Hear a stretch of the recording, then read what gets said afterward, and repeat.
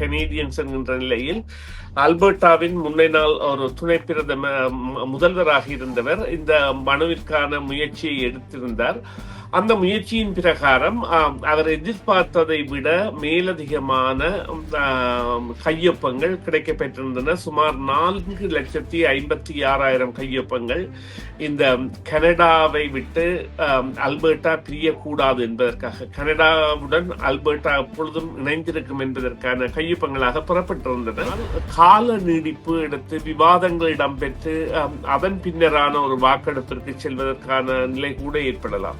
சட்டமன்றம் ஒரு சர்வஜன வாக்கெடுப்பை இந்த விவகாரத்தில் நடத்துமாறு கோரி அதற்குரிய வாக்கெடுப்பை நடத்தலாம். அவ்வாறு சர்வஜன வாக்கெடுப்பு நடத்தப்படும் பொழுது அதற்கான செலவு என்பது பெரியதாக இருக்கும். ஏனென்றால் பொதுமக்கள் அனைவரும் கலந்து கொள்கின்ற வாக்களிப்பாகவும் அல்பர்டா பிரிந்து செல்வதை விரும்புகின்றீர்களா என்பதற்கு 2 பதில்கள் இருக்கும், இல்லை அல்லது ஆம்.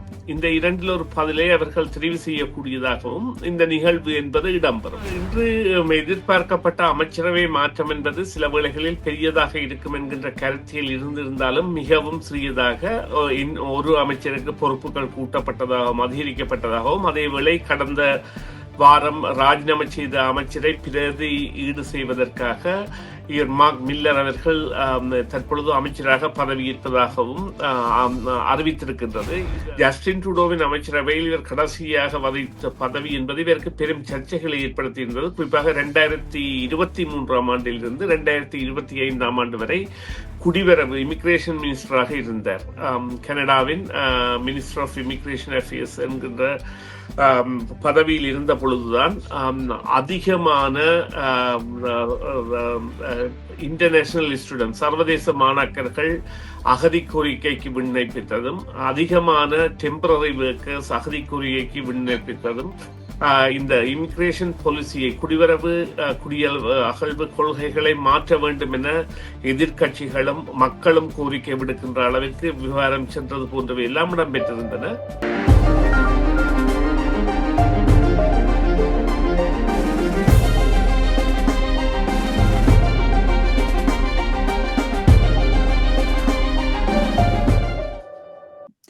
வணக்கம் நேயர்களே, மீண்டும் மற்றும் ஒரு செய்தியின் பின்னணி நிகழ்ச்சியில் உங்கள் அனைவரையும் சந்திப்பதில் மிக்க மகிழ்ச்சி அடைகின்றோம். இன்றைய தினம் பேச போகின்றோம் என்னவென்றால், பிரதமர் மார்க் கார்னி முன்னாள் லிபரல் அமைச்சரவை உறுப்பினர் மார்க் மில்லரை கனேடிய அடையாளம் மற்றும் கலாச்சாரத்திற்கான புதிய அமைச்சராக நியமித்திருக்கின்றார். அதுபோன்ற முக்கியமான தகவல்கள் பற்றி பேச போகின்றோம். தகவல்களை கேட்டறிவதற்காக சுரேஷ் சர்மாவை இணைத்துக் கொள்ள போன்றோம். வணக்கம் சுரேஷ் சர்மா.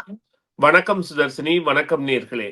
ஆமா, மீண்டும் வரவேற்கின்றோம் உங்களை நிகழ்ச்சிகளுக்கு. முதலாவது கேள்வியாக, அல்பர்டாவின் தேர்தல் திணைக்களம் ஃபார்வர்ட் கனேடியன் மனுவை சட்டமன்றத்தில் சமர்ப்பித்து அங்கீகாரம் வழங்கியிருக்கின்றது. இது தனிநபரால் கொண்டு வரப்பட்டாலும் கூட இது எவ்வாறான நிலைமைகளை ஏற்படுத்தும் அப்படி சொல்லி நினைக்கின்றீர்கள்? நிச்சயமாக, அதாவது அல்பர்டா தேர்தல் திணைக்களத்திற்கு சமர்ப்பிக்கப்பட்ட தனிநபர் பிரேரணையாக இது கையொப்பங்கள் வாங்கப்பட்டு, குறிப்பாக இந்த இவ்வாறான ஒரு மனுவை சமர்ப்பித்ததானால் 2,94,000 கையொப்பங்கள் தேவை. அதனை பரிசீலிப்பதற்கு அந்த கையொப்பங்களை அல்பர்டா தேர்தல் திணைக்களம் உறுதிப்படுத்த வேண்டும். அவ்வாறான ஒரு நிலையைத்தான் அவர்கள் இப்பொழுது 2-3 மாதங்களாக, அதாவது ஃபார்எவர் கனேடியன்ஸ் என்கின்ற நிலையில் அல்பர்டாவின் முன்னைநாள் ஒரு துணை பிரதம முதல்வராக இருந்தவர் இந்த மனுவிற்கான முயற்சியை எடுத்திருந்தார். அந்த முயற்சியின் பிரகாரம் அவர் எதிர்பார்த்ததை விட மேலதிகமான கையொப்பங்கள் கிடைக்கப்பெற்றிருந்தன. சுமார் 4,56,000 கையொப்பங்கள் இந்த கனடாவை விட்டு அல்பர்டா பிரியக்கூடாது என்பதற்காக, கனடாவுடன் அல்பர்டா எப்பொழுதும் இணைந்திருக்கும் என்பதற்கான கையொப்பங்களாக பெறப்பட்டிருந்தன. அதை தேர்தல் திணைக்களம் கடந்த சில வாரங்களாக பரிசீலித்து அந்த கையொப்பங்கள் உண்மையானவையா தகுதியானவையா என்பவற்றை பரிசீலித்து சுமார் 4,04,000 கையொப்பங்களை தகுதியானவை என்று இன்று பிற்பகல் அறிவித்திருக்கின்றது. இதன் மூலம் அந்த மனுவை சட்டமன்றத்திற்கு சமர்ப்பிப்பதற்கான தகுதியை அது பெற்றுவிட்டது அந்த மனு. அதனை தேர்தல் திணைக்களம் அல்லது அல்பர்டா தேர்தல் திணைக்களமானது செய்யும். அவ்வாறு செய்கின்ற பொழுது அது அந்த சட்டமன்றத்தில் அங்கே அந்த மனுவின் மீதான வாக்கெடுப்பு ஒன்றை சட்டமன்ற உறுப்பினர்கள் நடத்தி அதனை அங்கீகரிக்கலாம். அதனைத்தான் அனைவருமே எதிர்பார்ப்பதாக இருக்கின்றார்கள் என்றால், டேனியல் ஸ்மித் முதல்வராக இருக்கின்றபடியால் அவர் அவ்வாறான ஒரு நடவடிக்கையில் ஈடுபடுவார் என்று.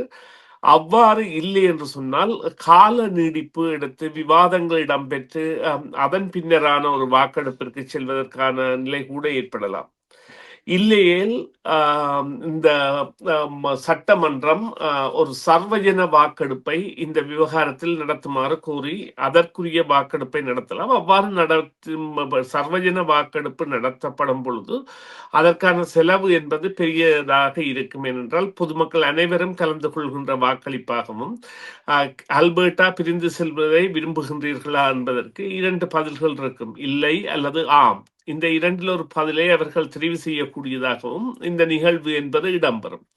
அவ்வாறு இடம்பெறுகின்ற பொழுது இந்த 3 தெரிவுகளில் எது நடைபெற போகின்றது என்பது எங்களை பொறுத்தவரையில் அறிய முடியாது இப்பொழுது. என்று சொன்னால் அது சட்டமன்றத்திற்கு சென்ற பிறகுதான் அது தெரிய வரும். இருந்த பொழுதிலும் இது கனடாவின் ஒற்றுமையை பாதுகாப்பதற்கான மிகவும் ஒரு முக்கியமான முயற்சியாகவும், அல்லது அல்பர்டாவில் பிரிவினையை விரும்புபவர்கள் மத்தியில் அவர்களுக்குரிய ஆதரவு இல்லை என்பதை நிரூபிப்பதற்கான ஒரு முயற்சியாகவும் இது இடம்பெறக்கூடிய சாத்தியக்கூறுகள் இருக்கின்றன என்பதுதான் உண்மை.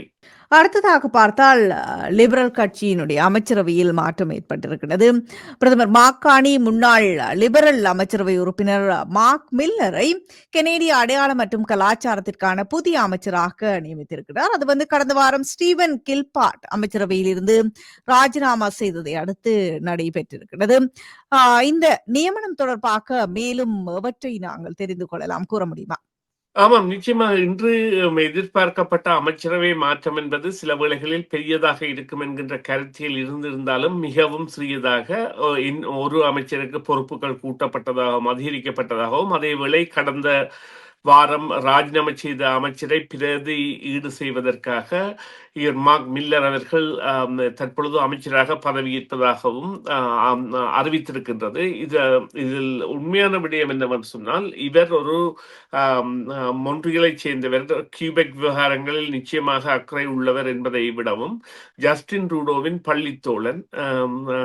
ஜஸ்டின் ட்ரூடோவின் அமைச்சரவையில் இருந்தவர். இவர் அமைச்சராக 2005ஆம் ஆண்டே இவர் பாராளுமன்ற உறுப்பினராக தெரிவு செய்யப்பட்ட பொழுதும் ஜஸ்டின் ட்ரூடோவின் அமைச்சரவையில் இவர் கடைசியாக வகித்த பதவி என்பது இவருக்கு பெரும் சர்ச்சைகளை ஏற்படுத்தியிருந்தது. குறிப்பாக 2023ஆம் ஆண்டிலிருந்து 2025ஆம் ஆண்டு வரை குடிவரவு இமிகிரேஷன் மினிஸ்டராக இருந்தார்.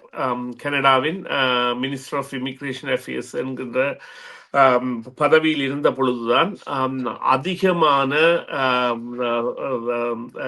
இன்டர்நேஷனல் ஸ்டூடெண்ட் சர்வதேச மாணாக்கர்கள் அகதி கோரிக்கைக்கு விண்ணப்பித்ததும், அதிகமான டெம்பரரி ஒர்க்கர்ஸ் அகதி கோரிக்கைக்கு விண்ணப்பித்ததும், இந்த இமிகிரேஷன் பாலிசியை குடிவரவு அகழ்வு கொள்கைகளை மாற்ற வேண்டும் என எதிர்கட்சிகளும் மக்களும் கோரிக்கை விடுக்கின்ற அளவிற்கு விவகாரம் சென்றது போன்றவை எல்லாம் இடம்பெற்றிருந்தன.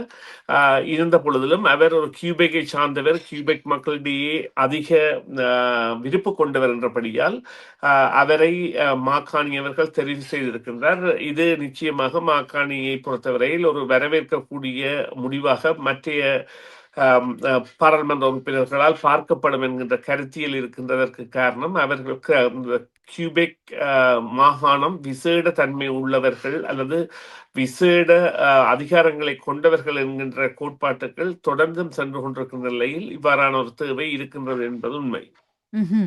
நிறைவு கேள்வியாக சம்பளத்தில் கழிக்கின்ற அந்த வரிகளில் மாற்றம் ஏற்பட்டிருக்கிறது, அது பற்றி குறிப்பிட முடியுமா?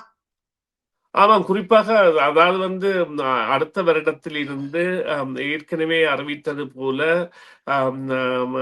வேலை காப்புறுதி மற்றும் ஓய்வூதியங்கள் போன்றவற்றில் கூட சிறு சிறு அதிகரிப்பு இருந்தாலும் இந்த $58,000 வரை பெறுபவர்களுக்கு உரிய ஆண்டிற்கு 58,000, இப்பொழுது 52 கிழமைகள், அப்பொழுது அவர்களுக்கு சுமார் $1,200 அன்னளவாக, நான் ஒரு குத்து மதிப்புக்குத்தான் சொல்லுகிறேன், $1,200 அவ்வாறு வாரம் பெறுவார்களாக இருந்தால் மொத்த ஊதியமாக அதாவது வரிகள் மற்றைய கழிப்புகளுக்கு முதல் அவர்களுக்கான கழிப்பு என்பது வரி கழிப்பு என்பது 14% அதே நேரம் 58,000 1,18,000 வரையானவர்களுக்கான கழிப்பு வீதம் என்பது 20.5 அதற்கு மேற்பட்டவர்களுக்கு 26% அது செல்லும். அவ்வாறான ஒரு அந்த கழிப்பு வீதங்கள் என்பன குறிப்பிடப்பட்டுள்ளதுடன் இங்கே நடைபெறப் போகின்ற 2-3 மாற்றங்கள் வரிகள் அதாவது சம்பளங்கள் குறைவாக பெறுவதற்குரிய வரவு அதாவது அவர்களுடைய டாக்ஸ் ஃபைலிங் வரி செலுத்தும் திட்டத்தை ரெவென்யூ கனடாவே செய்கின்ற மாதிரியான ஒரு திட்டத்தையும் அதன் மூலம் அவர்களுக்கு கிடைக்கின்ற இந்த ஜிஎஸ்டி ரீபேட் மற்றும் சைல்ட் டாக்ஸ் பெனிஃபிட் மற்றும் டிசேபிள் பெனிஃபிட் போன்றவற்றை உடனடியாக அவர்கள் தடையின்றி பெறுவதற்கான நடவடிக்கைகளிலும் அது ஈடுபடும் என நம்பப்படுகின்றது. எனினும் இது குறித்த நடைமுறைகள் என்பன ஜனவரி 1ஆம் தேதியிலிருந்து ஆரம்பிக்கப்பட்டாலும் அது குறித்த அறிவிப்புகள் வரும். இன்று அது குறித்த விவரங்கள் வெளிவந்திருக்கின்றன. எனினும் மேலதிகமான விவரங்கள் இனிவரும் காலங்களில் வரும் என்பதே உண்மை. சரி, நன்றி சுரேசம்மா. உங்களுடைய தகவல்களுக்கு கருத்துக்களுக்கு அந்த கேள்வி இன்றைய நிகழ்ச்சியின் நிறைவு கேள்வியாக அமைந்தது. மீண்டும் ஒரு பொழுதில் சந்திப்போம். நன்றி, வணக்கம். நன்றி சுதர்சினி. நன்றி நேயர்களே, மீண்டும் ஒரு பொழுதில் சந்திப்போம். டிவிஐ யூடியூப் சேனலில் இணைந்திருக்கும் நேயர்கள் அனைவருக்கும் எமது நன்றி. எமது காணொளி தொகுப்புகளை தொடர்ந்து நீங்கள் பார்வையிடுவதற்கு கீழிருக்கின்ற பெல் பட்டனை அழுத்துவதனூடாக நோட்டிபிகேஷனில் பல காணொளி தொகுப்புகள் உடனுக்குடன் உங்களை வந்து சேரும். அருகில் இருக்கின்ற முக்கிய காணொளி தொகுப்புகளையும் பார்வையிட தவறாதீர்கள்.